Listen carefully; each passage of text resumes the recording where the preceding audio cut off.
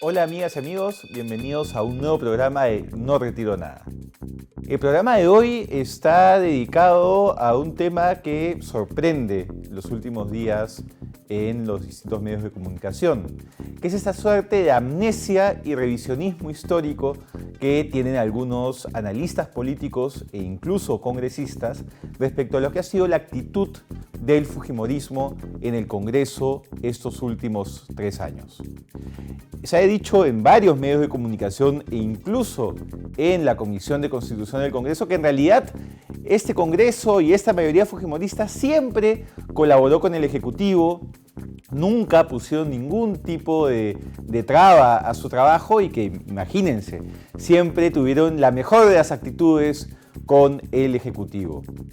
Estas afirmaciones son absolutamente falsas y por eso el día de hoy en el programa quisiera hacer una suerte de balance de lo que ha sido el Congreso Fujimorista, el comportamiento de la mayoría fujimorista y sus aliados estos 3 años de Congreso.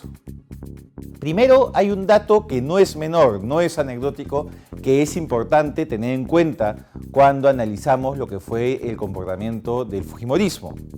De acuerdo a la investigación periodística hecha por Víctor Caballero en su libro Mototaxi y por el periodista Marcos Cifuentes en su libro Cado PPK, Keiko Fujimori le transmitía constantemente, luego de las elecciones, a sus congresistas electos la idea de que le habían robado las elecciones. Es decir, que ella había sido elegida presidente y que había habido un fraude que le quitó el puesto. Esta información la he podido corroborar con por lo menos 3 excongresistas de Fuerza Popular que me han dicho que efectivamente los datos en esos libros son verdad.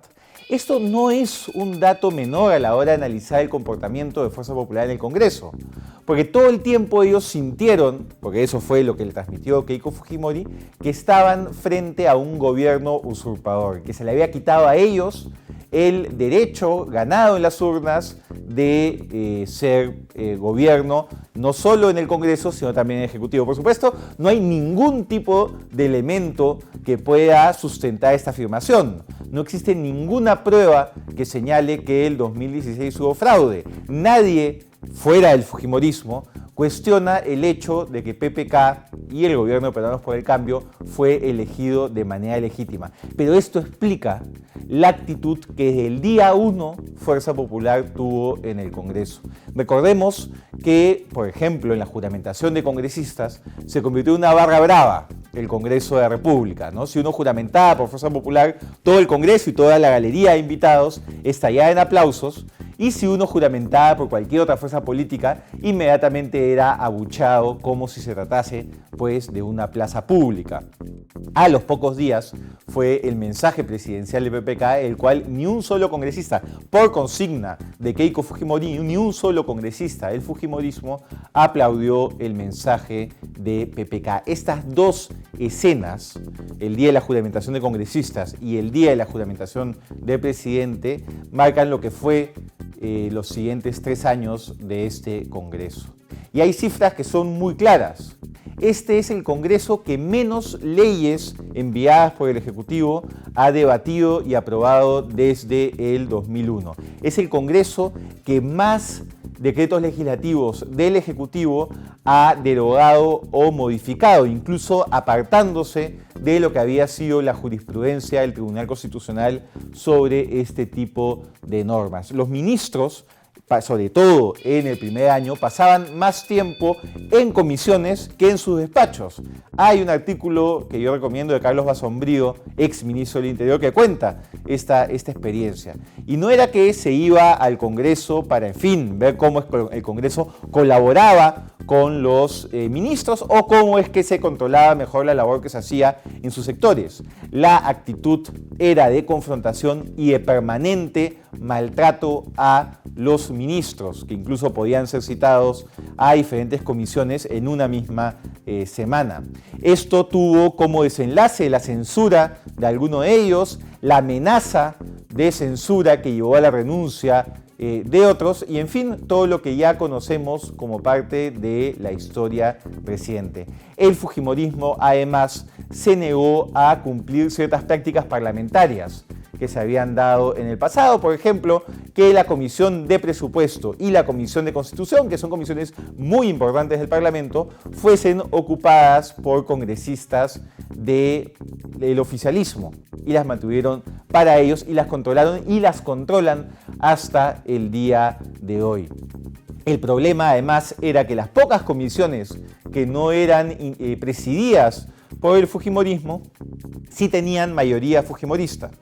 Con lo cual, si es que se ponía en agenda un proyecto que ellos no querían o no se ponía en agenda proyectos que ellos querían, te chantajeaban con el quórum de las comisiones. Se pueden dejar sin quórum un mes entero, si era necesario, con tal de que hacer sentir su poder e imponer su voluntad. Y esto no me lo han contado. Yo lo viví cuando era presidente de la Comisión de Justicia y Derechos Humanos el 2017. Era la imposición de su mayoría con una narrativa bastante confrontacional, tanto en comisiones como en el Pleno del Congreso.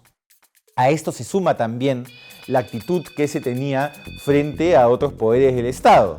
El fujimorismo entendía que la mayoría que tenían les implicaba la imposición y no entendían un concepto, y no entienden un concepto que es básico para la democracia, que es el balance de poderes. Cada vez que una institución buscaba generar algún tipo de balance, inmediatamente venía una amenaza desde la mayoría fujimorista.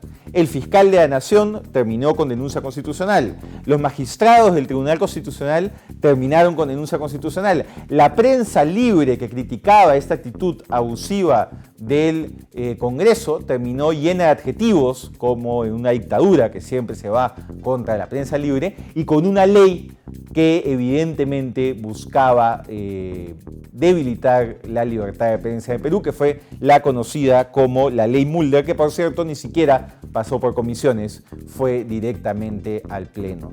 Porque claro, si es que un proyecto era presentado por las minorías parlamentarias, este pasaba o a la congeladora o a un largo proceso parlamentario. Pero si este era un proyecto que le interesaba al fujimorismo o venía de su propia bancada, esto tenía una suerte de vía expresa. Pasaba inmediatamente o incluso se exoneraba de comisión y se aprobaba al caballazo directamente en el Pleno del Congreso. Esta actitud de querer aprovechar la mayoría para atacar a aquellos que no van en la línea del fujimorismo se mantiene hasta el día de hoy. Si no, veamos el reciente intento de querer investigar a las encuestadoras. Porque claro, ¿qué es lo que nos dicen las encuestadoras el día de hoy? Que la mayoría de peruanos, en un récord histórico, desaprueba el Congreso, que la mayoría quiere la disolución del Congreso, que si no es la disolución, la mayoría quiere el adelanto de elecciones y también que la gran mayoría estaría en contra de una vacancia presidencial. ¿Cuál es la actitud del fujimorismo frente a esta información? ¿Autocrítica?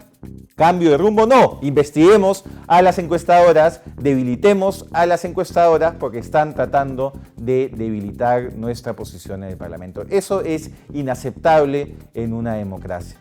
Entonces llama poderosamente la atención que con estos y otros antecedentes hayan quienes se atrevan a decir en medios de comunicación que este no ha sido un Congreso obstruccionista y que este no ha sido un Congreso poco colaborador. Este Congreso ha sido obstruccionista incluso en la lucha contra la corrupción.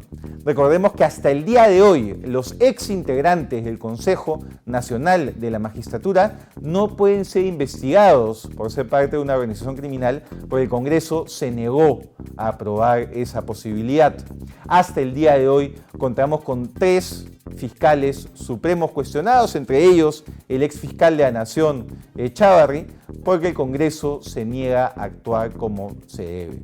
Si nos interesa la lucha contra la corrupción, el balance de poderes, tenemos que tener memoria y tenemos que saber lo que el fujimorismo ha significado para el debilitamiento institucional de nuestra democracia. Bueno amigos, eso es todo por el día de hoy. Les agradezco que me hayan acompañado. Ya saben, si les gusta este contenido, compártanlo en sus redes sociales y nos vemos la próxima semana en otro capítulo de No Retiro Nada. Chao.